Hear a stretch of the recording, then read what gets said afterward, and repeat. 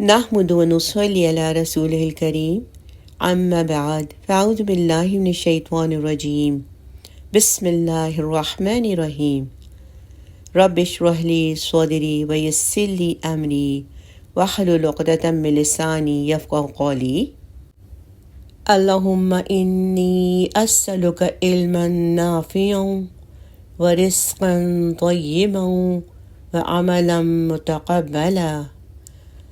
اے اللہ سبحانہ و تعالی، میں آپ سے نفع دینے والا علم اور پاک روزی اور قبول ہونے والا عمل مانگتی ہوں، آمین یا رب العالمین۔ عشرہ مبشرہ رضی اللہ عنہم اجمعین کے سلسلے میں جن جلیل القدر اور عظیم مرتبہ صحابی کے بارے میں آج ہم پڑھیں گے، ان کا نام ہے سیدنا عثمان بن عفان رضی اللہ عنہ، جن کے بارے میں نبی کریم صلی اللہ علیہ وسلم نے فرمایا، میں اس شخص سے کیوں حیا نہ کروں جس سے فرشتے بھی حیا کرتے ہیں۔ سبحان اللہ۔ خلیفہ سوئم امیر المؤمنین سیدنا عثمان بن عفان رضی اللہ عنہ کا تعلق بنو امیہ سے تھا۔ وہ قریشی تھے۔ ان کا لقب ذو النورین تھا اور کنیت ابو عبداللہ تھی۔ نہایت خوبصورت تھے، گوری رنگت اور قد میانہ تھا، داڑھی بڑی تھی، سر کے بال بھی لمبے تھے، شرم و حیا کے پیکر تھے، نہایت اعلیٰ اخلاق کے مالک تھے۔ ان کی والدہ کا نام عروہ تھا، نانی کا نام ام حکیم بیدہ بنت عبد المطلب تھا۔ یہ اللہ کے رسول صلی اللہ علیہ وسلم کی سگی پھوپھی تھیں اور اللہ کے رسول صلی اللہ علیہ وسلم کے والد عبداللہ کی جڑواں بہن تھیں۔ اس طرح سیدنا عثمان بن عفان رضی اللہ عنہ رسول صلی اللہ علیہ وسلم کی سگی پھوپھی کے نواسے تھے۔ ان کی ولادت 576 عیسوی کو طائف میں ہوئی۔ اللہ کے رسول صلی اللہ علیہ وسلم سے عمر میں 6 سال چھوٹے تھے۔ ان کے والد عفان بن ابی العاص بن امیہ مکہ کے معروف اور دولت مند تاجر تھے۔ تجارت کے لیے مکہ سے باہر گئے ہوئے تھے کہ راستے ہی میں ان کا انتقال ہو گیا۔ انہوں نے سیدنا عثمان رضی اللہ عنہ کے لیے وافر مقدار میں دولت چھوڑی۔ سیدنا عثمان بن عفان رضی اللہ عنہ کا شمار ان چند لوگوں میں سے ہوتا ہے جنہوں نے زمانہ جاہلیت میں لکھنا پڑھنا سیکھ لیا تھا۔ شرافت ان میں کوٹ کوٹ کر بھری ہوئی تھی۔ زمانہ جاہلیت میں بھی زنا کے مرتکب نہیں ہوئے، نہ کبھی شراب کو ہاتھ لگایا۔ اتنے حیا دار تھے کہ اللہ کے رسول صلی اللہ علیہ وسلم نے ان کے بارے میں فرمایا تھا کہ میری امت میں سب سے زیادہ حیادار شخص عثمان بن عفان رضی اللہ عنہ ہے۔ دیگر معززین قریش کی طرح انہوں نے بھی تجارت کو بطور پیشہ اختیار کیا۔ اپنی صداقت، دیانت، امانت اور راست بازی کی بدولت تجارت میں غیر معمولی کامیابی حاصل کی۔ مکے کے معاشرے میں ایک ممتاز اور دولت مند تاجر کی حیثیت سے مشہور اور معروف ہوئے اور غنی کے لقب سے پکارے جانے لگے۔ سیدنا عثمان بن عفان رضی اللہ عنہ عشرہ مبشرہ میں سے تھے۔ سیدنا ابو بکر صدیق رضی اللہ عنہ کے گہرے دوست تھے۔ انہی کی تحریک پر اسلام قبول کیا۔ اسلام لانے والے مردوں میں ان کا نمبر 4 ہے۔ ان سے پہلے سیدنا ابو بکر صدیق، سیدنا علی اور سیدنا زید بن حارثہ رضی اللہ عنہم اسلام لا چکے تھے۔ اسلام قبول کیا تو دیگر مسلمانوں کی طرح ان کو بھی اعدائے اسلام کی ایذا رسانی کا شکار ہونا پڑا، یعنی انہوں نے بھی بہت تکالیف برداشت کیں۔ ان کے چچا حکم بن ابی العاص نے ان کو رسیوں سے جکڑ دیا اور کہنے لگے، کیا تم اس نئے دین کو اپنے باپ دادا کے دین پر ترجیح دیتے ہو؟ اللہ کی قسم، میں تمہیں اس وقت تک نہیں چھوڑوں گا جب تک تم اس دین کو نہیں چھوڑ دیتے۔ چچا نے جب دیکھا کہ یہ ماننے والا نہیں ہے تو بالآخر انہوں نے آپ کا راستہ چھوڑ دیا۔ جو مسلمانوں کی تعداد میں اضافہ ہوتا چلا گیا، قریش کا غصہ بھی بڑھتا چلا گیا، ان کے ظلم اور زیادتی میں بھی اضافہ ہوتا گیا۔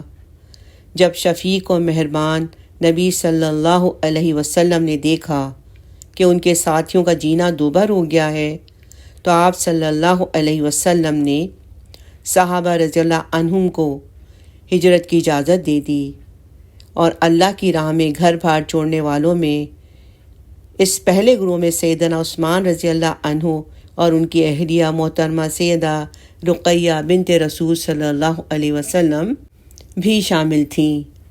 یہ ہجرت حبشہ کی طرف کی گئی تھی۔ کچھ عرصے کے بعد قریش نے ایک افواہ اڑا دی کہ قریش کا رویہ پہلے سے بہت بہتر ہو گیا ہے، چنانچہ مسلمانوں نے اللہ کے رسول صلی اللہ علیہ وسلم سے ملاقات کے لیے مکہ کی جانب سفر کی تیاری شروع کر دی۔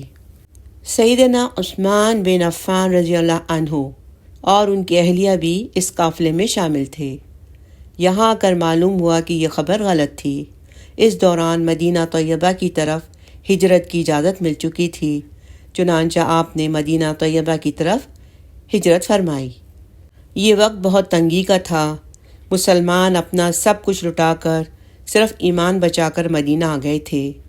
مسلمانوں کے پینے کے لیے پانی کا مسئلہ بن گیا، کیونکہ وہاں کے میٹھے پانی کے واحد کنویں بئر روما کا مالک بنو غفار کا آدمی تھا۔ وہ بہت مہنگا پانی فروخت کرتا تھا۔ اللہ کے رسول صلی اللہ علیہ وسلم نے اس شخص کے لیے جنت کی بشارت دی جو بئر روما خرید کر مسلمانوں کے لیے وقف کر دے۔ سیدنا عثمان رضی اللہ عنہ نے 35,000 درہم میں وہ کنواں خرید لیا اور مسلمانوں کے لیے وقف کر دیا۔ عہد نبوی صلی اللہ علیہ وسلم میں مسجد نبوی کی توسیع کی ضرورت پیش آئی تو انہوں نے مسجد کے قریب والی زمین کا ایک ٹکڑا خرید کر وقف کر دیا۔ غزوہ تبوک کے موقع پر بھی انہوں نے بے حد فیاضی سے کام لیا۔ رسول اللہ صلی اللہ علیہ وسلم ان کے صدقہ کرتے ہوئے مال کو لٹتے جاتے اور فرماتے جاتے، آج کے بعد عثمان جو بھی عمل کریں انہیں کوئی نقصان نہ ہوگا۔ سبحان اللہ۔ یہی وہ مقام ہے جب اللہ کے رسول صلی اللہ علیہ وسلم نے سیدنا عثمان رضی اللہ عنہ کو اپنے منبر پر کھڑے ہو کر متعدد بار جنت کی بشارت سنائی۔ سیدنا عثمان رضی اللہ عنہ اللہ کی رضا کے لیے ہر جمعے کو ایک غلام آزاد کرتے تھے۔ جنگ بدر کے موقع پر سیدہ رقیہ رضی اللہ عنہا شدید بیمار تھیں، اس لیے اللہ کے رسول صلی اللہ علیہ وسلم نے سیدنا عثمان رضی اللہ عنہ سے فرمایا، آپ اپنی اہلیہ کی تیمارداری کے لیے مدینہ ہی میں رک جائیں۔ آپ جنگ میں شریک لوگوں کے برابر اجر پائیں گے اور مال غنیمت میں بھی حصہ ملے گا۔ یہی وجہ ہے کہ آپ کا نام جنگ بدر میں حصہ لینے والے صحابہ میں شامل ہے۔ سیدہ رقیہ رضی اللہ عنہا کی وفات کے بعد رسول صلی اللہ علیہ وسلم نے اپنی دوسری صاحبزادی سیدہ ام کلثوم رضی اللہ عنہا کی شادی سیدنا عثمان رضی اللہ عنہ سے کر دی۔ شعبان 9 ہجری میں سیدہ ام کلثوم رضی اللہ عنہا کی وفات پر آپ صلی اللہ علیہ وسلم نے فرمایا، اگر میری تیسری بیٹی ہوتی تو میں اسے بھی عثمان سے بیاہ دیتا۔ کسی بھی نبی کی 2 بیٹیاں یکے بعد دیگرے ایک آدمی کے نکاح میں نہیں آئیں، صرف سیدنا عثمان رضی اللہ عنہ ہی کے نکاح میں آئی ہیں، اور یہ سعادت ان سے پہلے کسی کو بھی حاصل نہیں ہوئی۔ اسی لیے آپ کو ذو النورین کہا جاتا ہے۔ ان کی مبارک زندگی کا روشن پہلو اس وقت سامنے آیا جب 6 ہجری ذی القعدہ کے مہینے میں اللہ کے رسول صلی اللہ علیہ وسلم اپنے 1400 صحابہ کے ساتھ عمرہ کے لیے روانہ ہوئے۔ جب مکہ کے قریب پہنچے تو آپ نے پڑاؤ ڈالا۔ سیدنا عثمان رضی اللہ عنہ کو بلوایا اور فرمایا، قریش کے پاس سفیر بن کر جاؤ اور ان کو بتا دو کہ ہم صرف عمرہ کی نیت سے آئے ہیں۔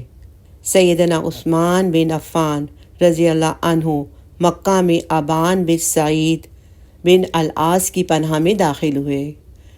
قریش کو اللہ کے رسول کا پیغام پہنچایا۔ قریش نے عثمان غنی رضی اللہ عنہ کو اپنے پاس روک لیا۔ دیر تک رکے رہنے کی وجہ سے مسلمانوں میں یہ افواہ پھیل گئی کہ انہیں قتل کر دیا گیا، نعوذ باللہ۔ اللہ کے رسول صلی اللہ علیہ وسلم کو اس کی اطلاع ہوئی تو ارشاد فرمایا، ہم اس جگہ سے نہیں ٹل سکتے جب تک کہ ان لوگوں سے مارکہ آرائی نہ کر لیں۔ پھر صحابہ کرام رضی اللہ عنہم کو بیعت کی دعوت دی۔ صحابہ کرام رضی اللہ عنہم نے بیعت کی اور اسی بیعت کا نام بیعت رضوان ہے۔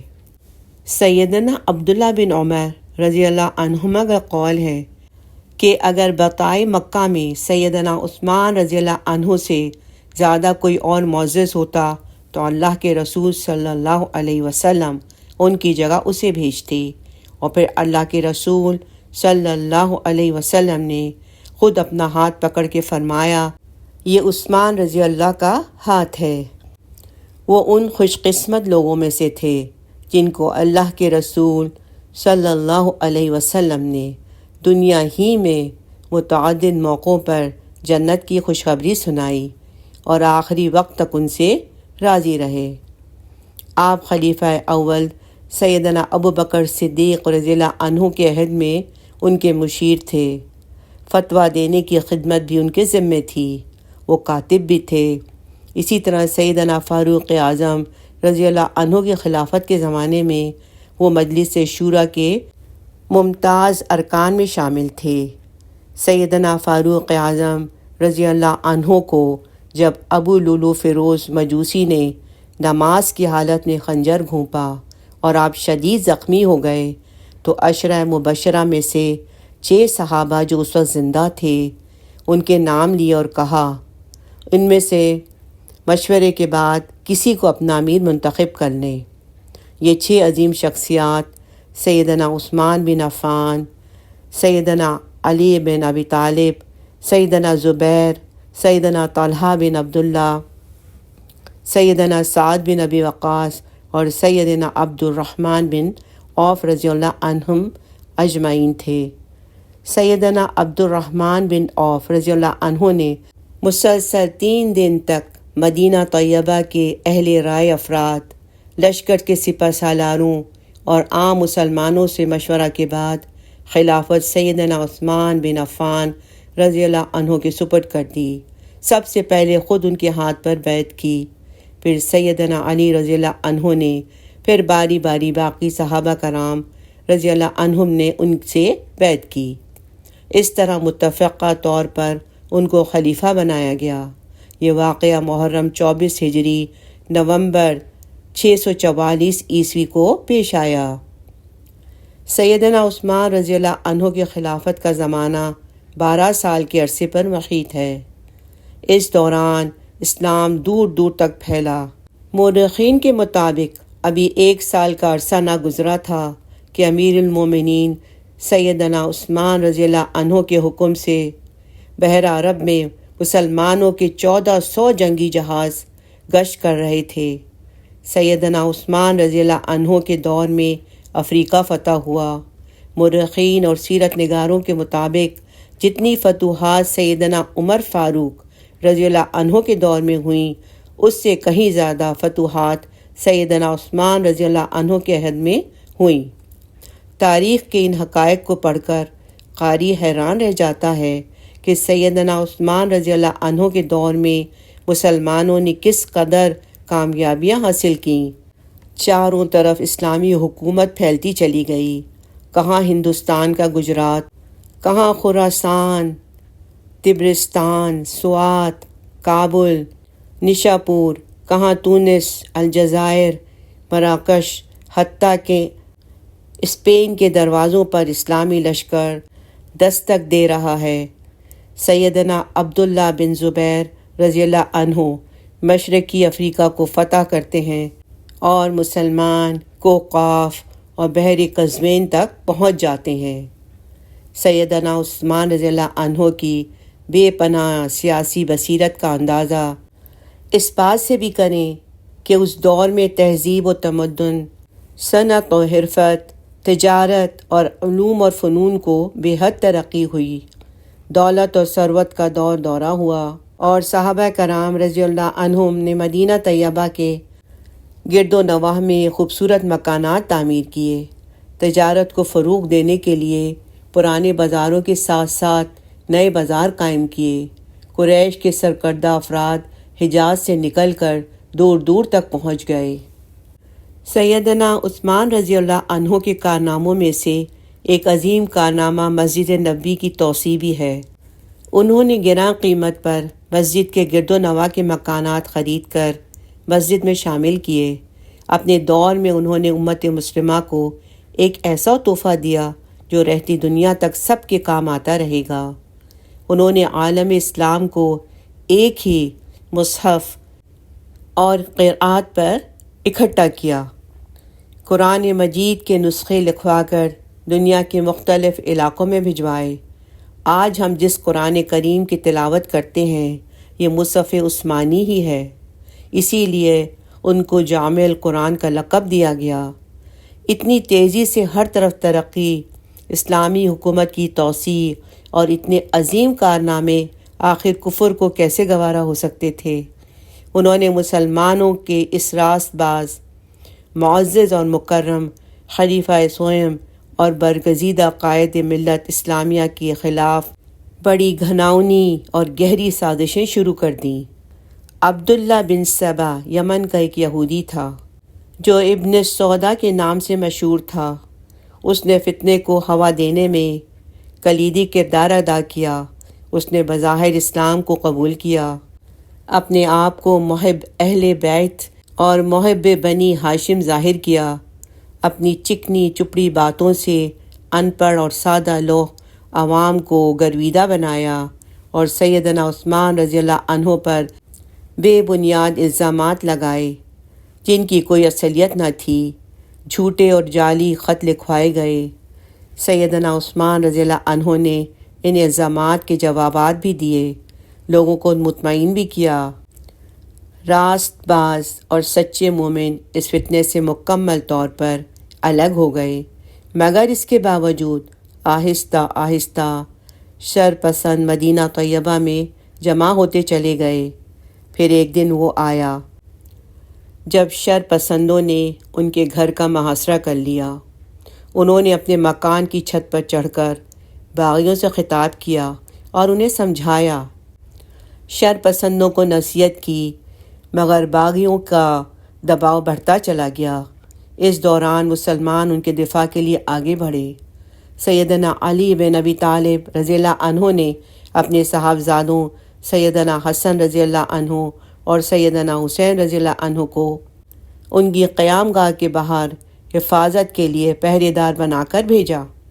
عبداللہ بن زبیر اور عبداللہ بن عمر جیسے نوجوان دیگر بہت سارے مسلمانوں کے ساتھ موجود تھے، مگر سیدنا عثمان رضی اللہ عنہ کی فطری نرم دلی کہ انہوں نے مدینہ الرسول میں خون ریزی کو پسند نہ کیا، اور وہ امت میں فتنہ اور خانہ جنگی نہیں چاہتے تھے، اس لیے اپنی حمایت میں کسی کو جنگ کی اجازت نہ دی، اور اپنے ذاتی تحفظ کے لیے مدینہ الرسول کی حرمت پر آنچ نہ آنے دی۔ اللہ کے رسول صلی اللہ علیہ وسلم نے ان کے لیے پیشن گوئی فرمائی تھی کہ وہ شہید ہوں گے۔ ان کو اپنی شہادت کا یقین ہو چکا تھا۔ انہوں نے باغیوں کے تمام مطالبات، جن میں خلافت سے مستعفی ہونا بھی شامل تھا، مکمل طور پر مسترد کر دیا۔ حج کا زمانہ قریب آ رہا تھا۔ مدینہ طیبہ کے بہت سارے باسی حج کے لیے مکہ مکرمہ روانہ ہوئے۔ 18 ذی الحجہ 35 ہجری کو جمعۃ المبارک کے دن باغیوں نے تیسرے خلیفہ راشد اللہ کے رسول صلی اللہ علیہ وسلم کے دوہرے داماد، جنت کی خوشخبری پانے والے اور قدیم الاسلام سیدنا عثمان بن عفان رضی اللہ عنہ کو شہید کر دیا۔ انا للہ و انا الیہ راجعون۔ اور آپ اس وقت قرآن کریم کی تلاوت فرما رہے تھے۔ شہادت کے وقت آپ کی عمر 80 سال تھی۔ آپ سے 146 یعنی 146 احادیث مروی ہیں۔ اللہ سبحانہ تعالیٰ اپنے اس محبوب اور معزز ناشر قرآن عبد شکور پر ہر آن اپنی کروڑوں رحمتیں نازل فرمائے، آمین یا رب العالمین۔ وصلی اللہ تعالی علی خیر خلقہ سیدنا محمد وآلہ وصحبہ اجمعین وسلم تسلیما کثیرا کثیرا، آمین۔